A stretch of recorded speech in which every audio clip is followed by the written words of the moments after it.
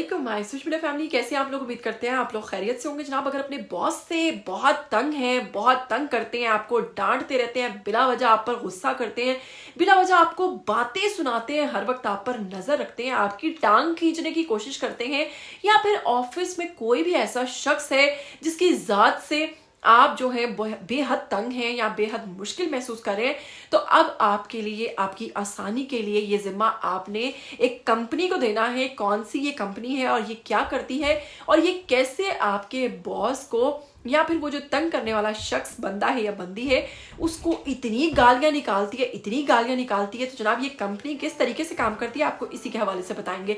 और आज की दूसरी खबर की तरफ अगर बढ़े तो आपको बताएंगे कि AR रहमान की अगर बात करें तो जनाब, इन म्यूजिशियन की अपनी बीवी, अपनी अहलिया के साथ 29 साल बाद अलहदगी की जो वजह है वो कैसे सामने आई है, वो भी बताएंगे आपको आज की वीडियो में। लेकिन अगर आप लोग चैनल पर नए हैं तो जल्दी से चैनल को सब्सक्राइब कीजिए, बेल आइकन को प्रेस कीजिए, आने वाली वीडियोस के बारे में आपको पता चलता रहेगा। तो चलिए अब आपको बताते हैं कि ये कंपनी किस तरीके से काम करती है। सबसे पहले आपको बताएंगे कि इस कंपनी का नाम है OCDA। जी हाँ, और ये अमेरिकन खुफिया कंपनी है जो कि आपके नाम को मुकम्मल तौर पर राज में रखते हुए काम करती है। वहां के एक स्टैंड अप कॉमेडियन है, उन्होंने इस कंपनी का आगाज किया है। आप देख सकते हैं यूट्यूब पर भी ये OCDA ऑफिशियल्स के नाम से है, इंस्टाग्राम पर भी इनका पेज बन चुका है और इस वक्त इनके यूट्यूब पर 80,000 से ज्यादा फॉलोअर्स हो चुके हैं।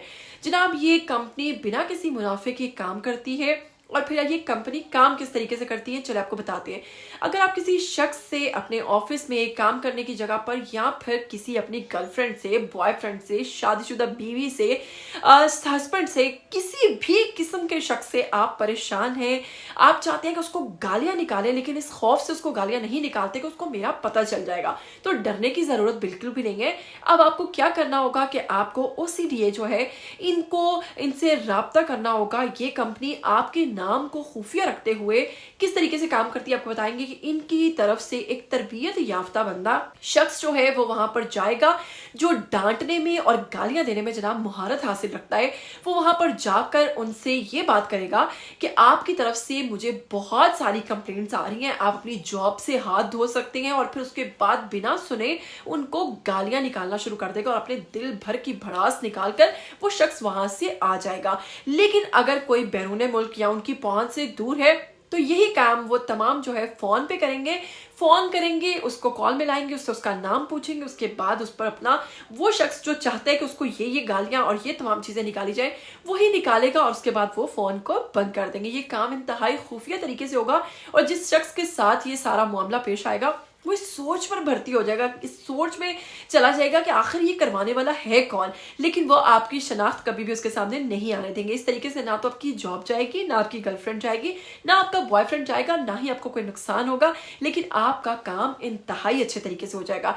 इस वक्त इस अनोखी कंपनी ने जैसे ही ये काम शुरू किया है, इनके फॉलोअर्स की तादाद दिन ब दिन बढ़ती चली जा रही है। जी हाँ, ये काम जो है पूरे मुल्क में और मुल्क से बाहर भी कर रहे हैं। अमेरिकन खुफिया कंपनी जो है, इसने क्या किया कि जिन जिनको गालियां निकाल रही है उनके वीडियोस भी अपने चैनल पर अपलोड करेंगे। इसके हवाले से लोग इनको इस वक्त इनके इस अमल को बेहद पसंद कर रहे हैं और वाकईतन ये एक बहुत अच्छा काम है।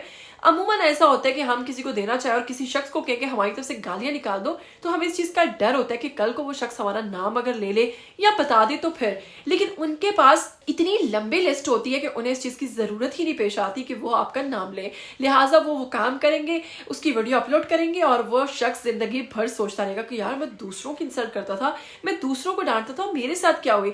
एक बार तो वो जरूर सोचेगा इतनी सारी गालियां सुनने के बाद। और आपको बताऊंगी कि अब तो ये कंपनी जो है OCDA, ये तरबियत याफ्ता जो लोग हैं उनको हायर कर रहे हैं, जिनमें एक शर्त ये भी है कि वो पेरेंट्स होने चाहिए और वो बच्चों को डांट डपट करते हों, अपने बच्चों को चीखते चिल्लाते हों, और फिर उसके बाद उनका एक प्रॉपर ऑडिशन लिया जाता है। उस ऑडिशन के दौरान आप जितनी गालियां निकाल सकते हैं या आपके डांटने का अंदाज जितना दिलचस्प होता है, उसके हिसाब से जनाब आपको ये कंपनी हायर करती है और आप इनके थ्रू काम करते हैं। खैर, बहुत ही अच्छी जॉब है। क्या कहना चाहेंगे इसके हवाले से? आपका मूड है तो जरूर बताइएगा। तो चलिए बढ़ते हैं आज की दूसरी खबर की तरफ। तो जनाब, आपको बताएंगे कि भारतीय म्यूजिशियन, मौसीकार, जी हाँ, ए आर रहमान की अगर बात करें तो इनकी अहलिया जो है, जिनका नाम सायरा बानो है, उन्होंने अपने वकील के थ्रू प्रॉपर इस चीज़ पर अनाउंसमेंट दी है कि वो ए आर रहमान से शादी के 29 साल के बाद 1995 में इनकी शादी हुई थी।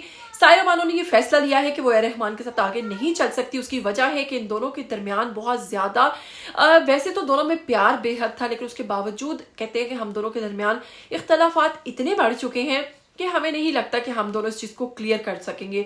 लिहाजा अगर आपको बताऊं कि इनकी शादी जो है वो अरेंज मैरिज थी, ये लव मैरिज नहीं थी, और कई जगहों पर इस चीज़ का इकरार जो है ए आर रहमान कर चुके हैं कि उनकी वालिदा ने उनकी शादी सायरा बानो से करवाई थी। इनके दरमियान जो इख्तलाफात और ये मुश्किल वक्त है, इसके हवाले से उनकी अहलिया कहती हैं कि आप लोग हमारे लिए दुआ कीजिएगा कि अल्लाह ताला हमारे लिए आसानी पैदा करे, लेकिन हमारे जो इख्तलाफात हैं वो कुछ इस तरह के हैं कि दूर नहीं हो सकते, और उसका बेहतर हल ये है कि हम लोग अपने रास्ते तब्दील कर लें। इन दोनों के 3 बच्चे भी हैं, और वैसे तो इनको एक हो जाना चाहिए था और इख्तलाफात को भुला देना चाहिए था, लेकिन बकौल उनके कि अब इख्तलाफात दूर हो ही नहीं सकते हैं। किस किस्म के इख्तलाफात हैं इस चीज़ का तो जिक्र नहीं किया। लिहाजा 29 साल के बाद ये शादी ख़त्म हो गई है। ए आर रहमान और उनकी अहलिया सायरा बानो जो हैं, इन दोनों ने एक दूसरे से अलहदगी इख्तियार कर ली है। क्या कहना चाहेंगे इसके हवाले से आइए कमेंट बॉक्स में और जल्दी से कमेंट करके मुझे ज़रूर बताइएगा। फिर मिलेंगे, तब तक के लिए मुझे दीजिएगा इजाज़त। टिल देन टेक केयर, अल्लाह हाफिज़।